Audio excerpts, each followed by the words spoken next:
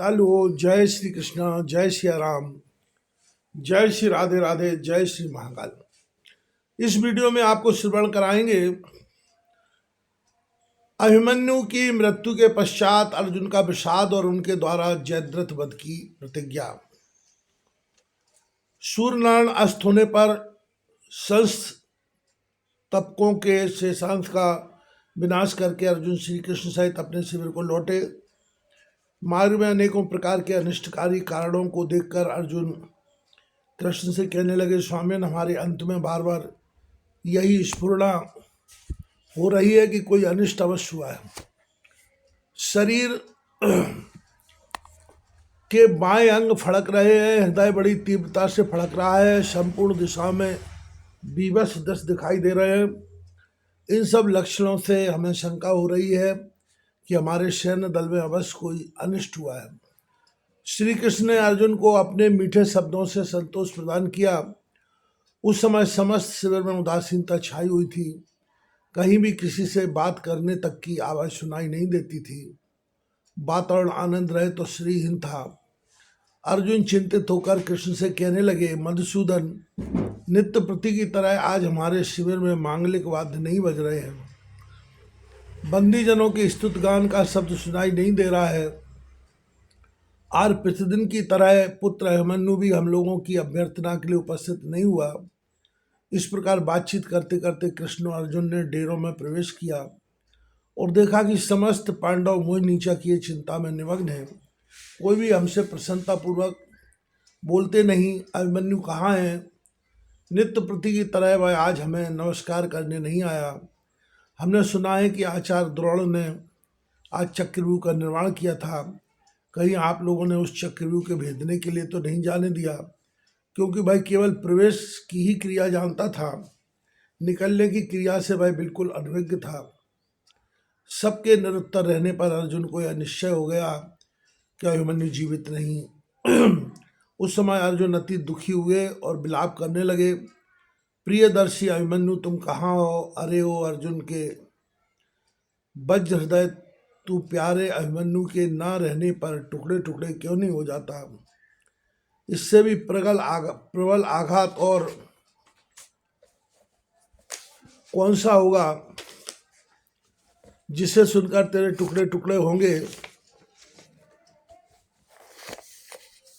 बेटा, तुम्हें संग्राम में देखकर शत्रु भयभीत हो जाते थे, किंतु शत्रु पर पहले कभी प्रहार नहीं करते थे। युद्ध में निर्भीकता तुम्हारा प्रधान गुण था। रथियों की गणना होने पर अल्प वयस होते हुए भी तुम्हें महारथी गिना जाता था।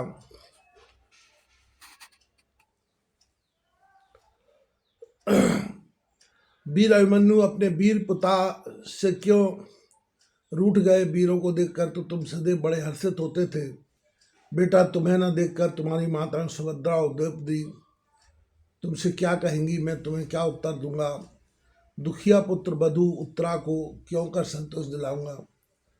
पुत्र शोक से पीड़ित अर्जुन को भगवान श्री कृष्ण ने बाहें पकड़कर संभाला और कहा, प्रिय धनंजय, तुम तो जानने योग्य तत्व को जान गए हो, फिर भी मोहग्रस्त होते हो। तुम्हें दुखी देखकर तुम्हारे अन्य भाई अत्यंत दुखी हो रहे हैं, उन्हें सांत्वना दो। अभिमन्यु ने तो बड़े बड़े महारथियों को पराजित कर वीरों की योग्य मृत्यु पाई है, फिर उनकी जीव का ही युद्ध के ऊपर निर्भर है। उनका तो विशेषता अंतिम परिणाम यही है, फिर तुम शोक क्यों करते हो? श्री कृष्ण के समझाने से अर्जुन का शोक कम हुआ तो वह पांडवों से बोले, बंधुओं, हम अभिमन्यु की मृत्यु का वृतांत आद्योपांत सुनना चाहते हैं। द्रोणाचार्य द्वारा रचे गए दुर्धर्ष चक्रव्यूह का किस प्रकार ध्वंस किया, कर्ण, दुशासन, जयद्रथ और आचार्य जैसे प्रबल महारथियों से उसने कैसा युद्ध किया था। आप सभी समस्त अस्त्र शस्त्रों के पारंगत, सब लोग हाथ में अस्त्र लिए खड़े थे, फिर भी अभिमन्यु को कैसे मर जाने दिया? यदि हम यह जानते कि हमारे भाई हमारे पुत्र की रक्षा करने में असमर्थ है तो हम स्वयं ही उसकी रक्षा करते। अर्जुन क्रोधित सर्प की तरह जोर जोर से सांसें लेने लगे। उस समय श्री कृष्ण धर्मराज के सिवाय उनकी ओर देखने का किसी का साहस नहीं हुआ। तब धर्मराज बड़े विनम्र शब्दों में कहने लगे, जब तुम संस्तप्तों से युद्ध करने चले गए उस समय आचार्य ने हमें पकड़ने का अथक प्रयत्न किया। वह बार बार व्यूह बनाकर हम पर आक्रमण करते थे और हम उनके आक्रमण को विफल करने का प्रयत्न करते थे। इससे क्रोधित होकर द्रोण हमें बाणों से अति पीड़ित करने लगे। ऐसी स्थिति में हम सब ने अभिमन्यु को उस समय व्यूह तोड़ने की आज्ञा दी। हमारी आज्ञा देने पर वह शेर बालक उस व्यूह को तोड़कर उसके अंदर प्रवेश कर गया।